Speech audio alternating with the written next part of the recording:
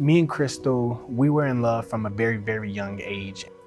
When I was 17 and she was 18 years old, I proposed to her because she was the woman of my dreams and I wanted to spend the rest of my life with her. After being married for a year, we felt the calling of God, like, hey, it's time for us to have a child. And we went to the checkups and things were good, hearing the heartbeat of our child and with Crystal feeling the first little kicks. First little kick. All of those things were so exciting. I was 5 months pregnant and we went to this one doctor appointment. They did the ultrasound and the ultrasound was an extremely long ultrasound as well. So when the doctor came in and she was like, oh yeah, you guys are having a boy. I'm like, oh yes, I'm having a boy for my first child.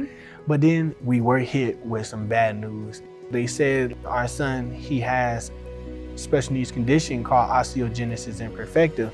And that's what they, diagnosed him with. Everything literally slowed down in a moment.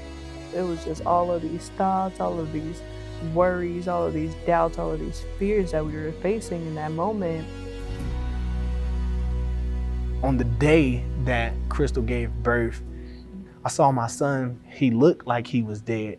He wasn't moving, his whole body was purple. He wasn't making any sounds. And in that moment, I thought I lost my son.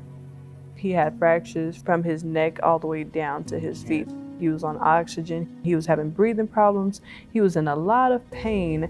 And to see your first child go through all of these things when we never thought that there was even anything like this in life that could happen.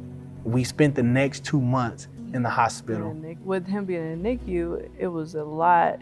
And in that time, I wasn't working and it felt like our whole world was just coming down, just to say the least. With having our first child, we went through a lot of difficult things and we didn't want to go through that again, just being honest. And we had our second son, and our second son, he didn't have any condition. And the life that we wanted to have, it seemed like it was finally getting there. And so we wanted to expand our family just to have more joy. And so we were in the doctor's appointment again. We were at the 20-week mark, 5 months pregnant, and we heard the news again.